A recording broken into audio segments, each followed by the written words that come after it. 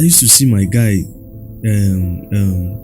take tramadol, and I saw the kind of energy it gave him, the kind of vigor it gave him, and I was like, I want to try this thing too. Like, I want to seek the thrill that is in that tramadol. Me realizing that substance abuse really started getting the best of me was when I realized that my savings culture was terrible. Yes, I couldn't save. I couldn't save as a habit that I used to have. I came up in a household where my folks, my parents, always encouraged us to, save right from when we were little. Okay. The little 5 naira you get, there's a special piggy bank and actually where we'll put it in. And so it became a culture for me and my siblings. No father, no mother will actually love the fact that his son or daughter is into substance abuse. And so the relationship with my folks was terrible. There was no trust. I went from what I started from to progressively going into harder drugs. Okay. And so I still thought I could make it. I was just imagining in my mind, one day I could find myself outside, like I could find myself outside the country. Now, if you tell me to try it, no. I think me and you have an issue. But then, because it was the first experience I had, it was actually fun. I couldn't help myself as an individual in stopping addiction. Christ is the anchor of me stopping addiction. Totally put it on Christ.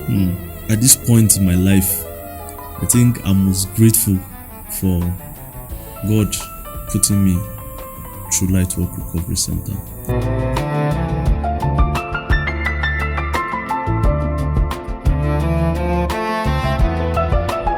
Mr. Elijah Bulus is very much in the studio today to share with us from his wealth of experience how he struggled with drugs and of course alcoholism and stuff, and today he's gone clean. He's very much in the studio to share with us. Mr. Elijah, you're welcome to our studio. It's a pleasure, sir. Yeah, bro.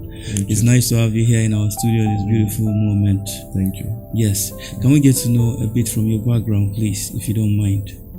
Okay. Yes. My name is Elijah Bulus Ali, first and foremost. I hail from Nasarawa State. I'm Mada by tribe. Okay. Yes, that's Akwanga local government. I grew up in a family of 4, 2 sisters, 2 brothers. Okay. Yes. My early life, that's where I grew up, was in Abuja. Then towards the middle time of my life, I grew up in Lafia, Nasarawa State. Okay. Yes.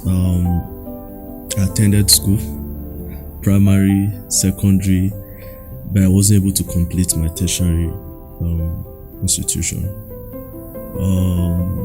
So I think basically that's it. Okay. Yes. Yes. Growing up as a young man in Nigeria, what would you say life was like for you before getting into drugs? Okay, life was carefree for me. Yes, when I say carefree, it was more cheerful. It was more free. I had dreams that I had nothing to worry about. Exactly, I had nothing to worry about because they were achievable. Okay. Yes, before addiction, but after drugs or during drugs, they became lucid. They were very, very difficult to attain. Those dreams, like it was like I saw that there was no hope to attain those dreams. Okay. And then the relationship with my folks, it wasn't as carefree as it used to be. Okay. Yes. At what point were you influenced? In the earlier stages of my life, that's immediately I finished secondary school. After secondary school, the first tertiary institution I attempted was where I was introduced into drugs. Yes. Okay. Yes. So you saw friends just doing stuff, and you just decided, let me give it a try and stuff. Exactly. It Or was somebody stepped to you and kind of like say, bro, you can do this, try this. Let's get us into the detail of what it was. for me. It was peer pressure. Okay. Yes. You wanted to feel among. Exactly. I saw my peers doing it.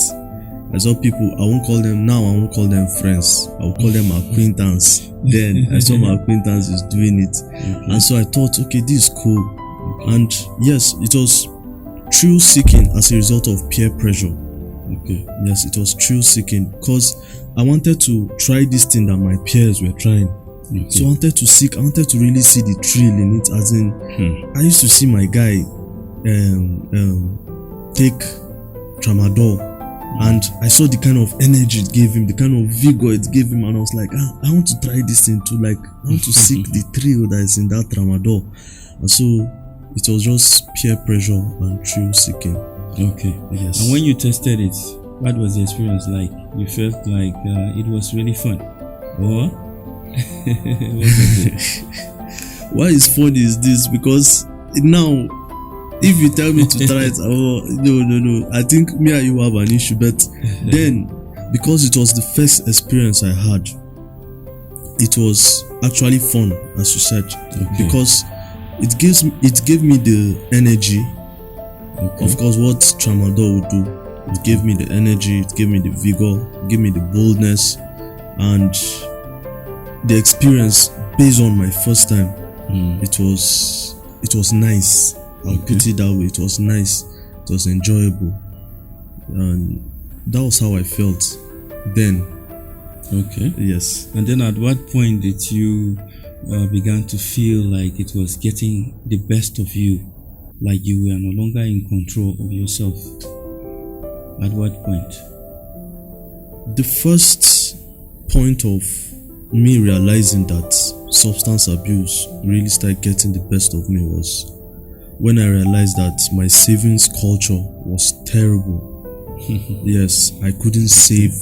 I couldn't save as a habit that I used to have. Okay. Yes, I came up in a household where my parents always encouraged us to, save right from when we were little. Okay. The little 5 naira you get, there's a special piggy bank at Ashi where we'll put it in.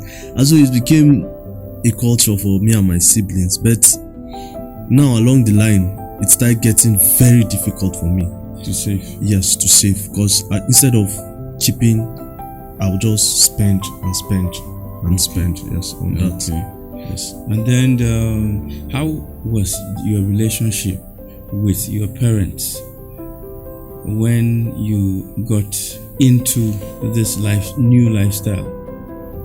How was their reception? Man, it was very terrible. Terrible. Yes. Okay. Now, then I used to think, I'm still your son now. Why don't you people just love me the way I am? Like, because funny enough, I've seen some people's families where they have one child that's into it and they still love. But then recently now I started thinking, I said, no father, no mother will actually love the fact that his son or daughter is into substance abuse. And so the relationship with my folks was terrible. There was no trust, there was no belief. Okay. Yes. When I say belief, I had dreams. Now I thought I could achieve those dreams, but due to substance abuse, it made me weaker in my drive. Okay. Yes, it made me weaker in my drive, low self-esteem, so I couldn't achieve those dreams. And they knew it. They knew that this was where I was going to. So no matter what I say, I have this in mind, though. This is what I want to do. They know that it's not achievable. Yes, they knew that it wasn't achievable. There is this thing with folks who are into such a lifestyle. They can they can be so unrealistic. You see somebody go like, hey, I wish I would just wake up and I would just, while I'm walking, I would just see like 10 million pounds on the way. Exactly. Some unrealistic imagination. Did you experience stuff like that too while you were into it? Yes, I did. It's certain imagination that can never come true. Yes, I did. Do you know, funny enough, there was one time in the addiction or in the drug taking and everything, I imagined myself finishing school, finishing university with a first degree. Okay. First degree. Yes. Getting a job and going outside the country. How? As a, like, that was just an imagination. In your head, it was possible. Yes, even though you were not in school. Exactly. In my head, it was possible, and I was still. That was one part in my life where I was deeply entrenched in substance abuse. Okay. I mean, I went from what I started from to progressively going into harder drugs. Okay. And so I still thought I could make it. I was just imagining in my mind, one day I could find myself outside, like I could find myself outside the country. That kind of thing. Imagine someone that is actually not ready to settle down. Funny enough, you could go into the school, but you won't settle down because of substance abuse. Okay. Yes. That is quite terrible. Yes. Okay, at what point did you realize, hey, I need help? I really need to search for help. At what point? The first point where I came to realization was this day I walked into our house and my mom was around. Funny enough, my mom is my greatest fan. She's the person always behind me. I like that. Then my dad was present, my aunt, like 2 of my aunties were there, my junior brother was there, and I was staggering. It has happened before, but this one, it was why it got to that point was because before then I'd already made a commitment, made a promise to them that I would stop. And then I went out for just some few hours and I went and messed up and came back. And so I saw my junior brother crying. Yes, he cried. And why it so touched me was because he's someone that looked up to me. Of course, for those of us that will possibly have siblings as the first male child or first female, you know that the rest will look up to you. There's the junior one. So definitely, man, it got so bad. I felt so terrible that I just knew that something had to be done. Something had to be done. And another thing was the fact that I wasn't jealous though, but I saw some of my mates that we started secondary school with or started higher institution with, like they had, especially one that like we wrote jam the same year, the same place. Imagine that we're reading even while in the jungle, like even while we're smoking, and then we're still reading in the jungle because we got admission together, we started. Now I couldn't continue, just my 100 level. And this guy eventually did. He got clean in like 300 level. Me, I was still there. And this guy finished. And he knows my mom because he comes to the house together. He knows my mom. And my mom now used him as an example one day. She knows that he too is into the same kind of habits that I'm into. And I felt so these two things, especially the first, it really made me reconsider life itself. Okay. And then how did you manage to get into the recovery program? Someone told you about it? How did it happen? Okay, for me getting into Lightwk recovery, it was my older sibling. Okay. Yes, my eldest sister. Okay. Her husband now commended me to someone at the center, at the chapel there. Okay. And so the person told them about spokesman and the work that Lightwk Recovery is doing. Okay. And so they talked to me. And funny enough, there's a point where you get to where you know that, like, if you don't accept, it's like you're holding on to your last lifeline. Yeah, exactly. Yes. And so now I was at that point, and I knew that I really need this help. Like, at that point, I could take whatever choice they put on the table for me. Yes. So that was how I accepted. But now, one thing I was happy about was this: I was willing to accept that help. Okay. Yes. Okay. So, what role would you say the recovery program played in you getting clean? The recovery program played a very great role for me. Let's say 60% of me recovering was from Lightwk Recovery, and then 40% was God and also personal effort. Okay. So when I say 60% was this, they helped me in the aspect of discipline. Okay. Yes. Okay. They brought back the habit of discipline I had. Okay. Keeping to time. Everything there's scheduled. Okay. Yes. We have a time to wake up, time for prayers, morning devotions. We have a time to, eat lunch, and it's kept to. Meaning, if you don't keep to the time, there's a penalty. Okay. Yes, the penalty is not to make you feel, it's something you can do, of course, but it's just to make you up and doing. Yes, and so it instilled discipline back to me, and most importantly now, it made me really understand why I couldn't help myself as an individual in stopping addiction. Okay. Christ is the anchor of me stopping addiction. I mean, totally put it on Christ. And so this was how Lightwk Recovery really helped me. I mean, at this point in my life, I think I'm most grateful for God putting me through Lightwk Recovery Center.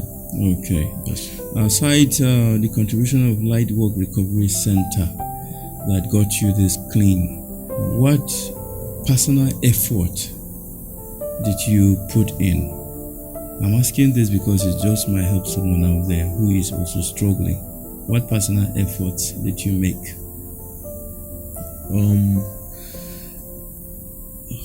I accepted the fact.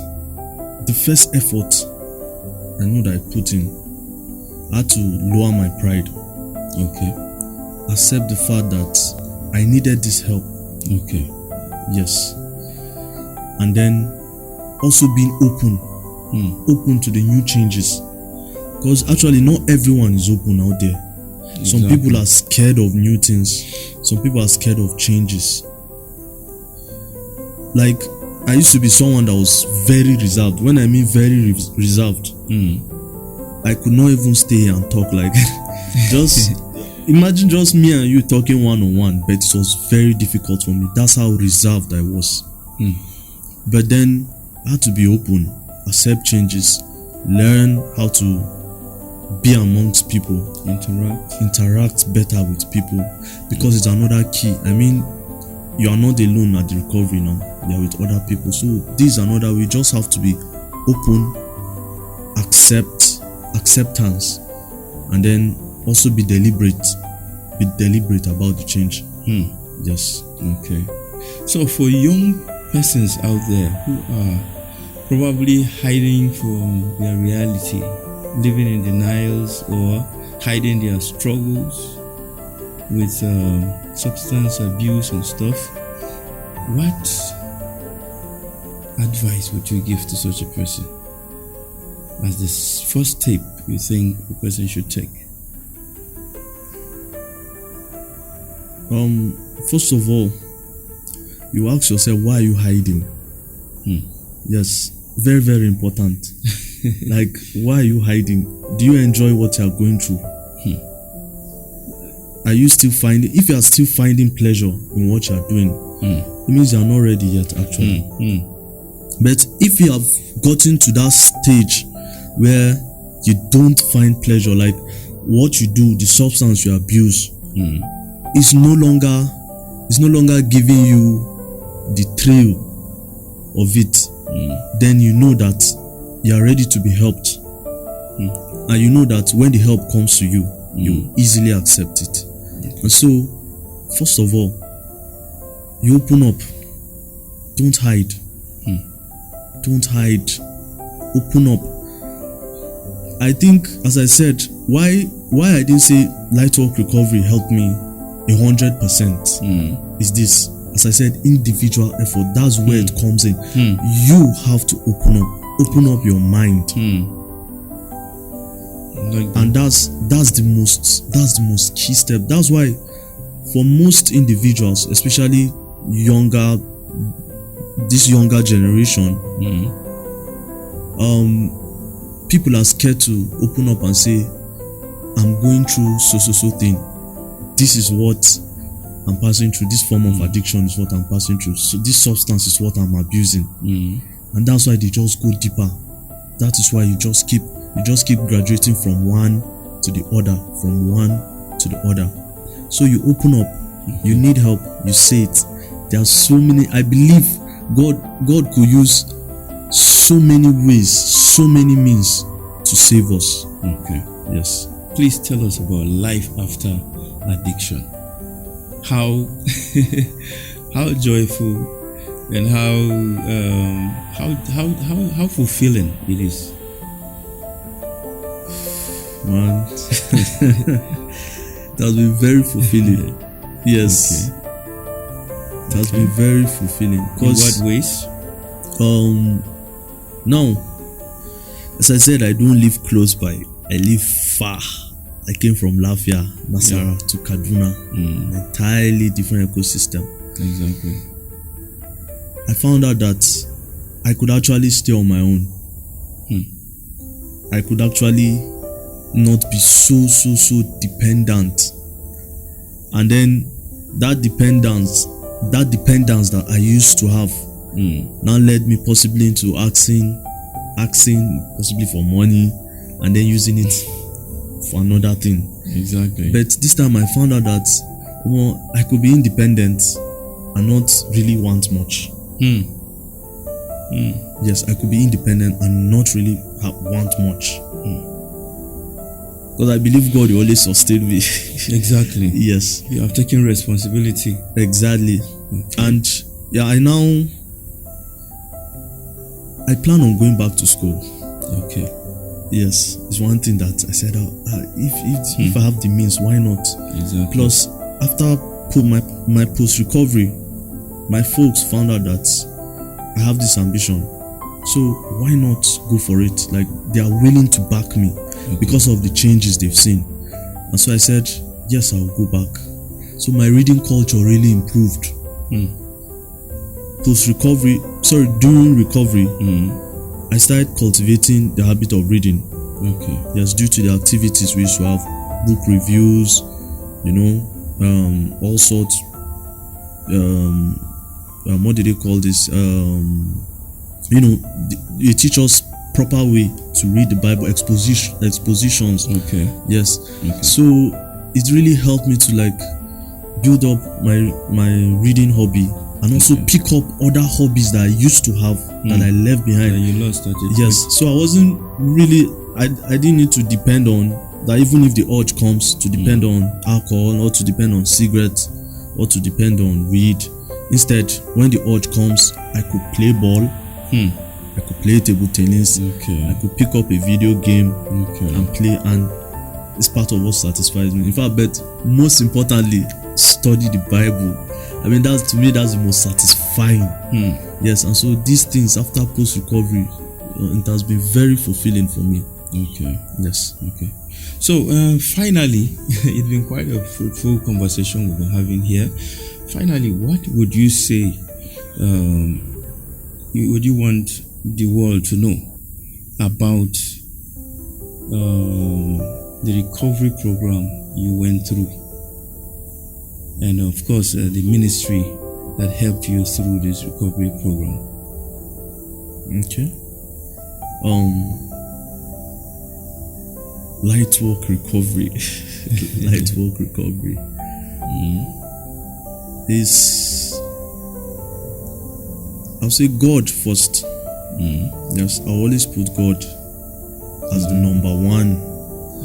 But then the means that He used to help me recover is Lightwk. Yes. And they made me understand that you could go, let me use this analogy. Now there's a door in front of us, right? Yeah. There are different ways to the door.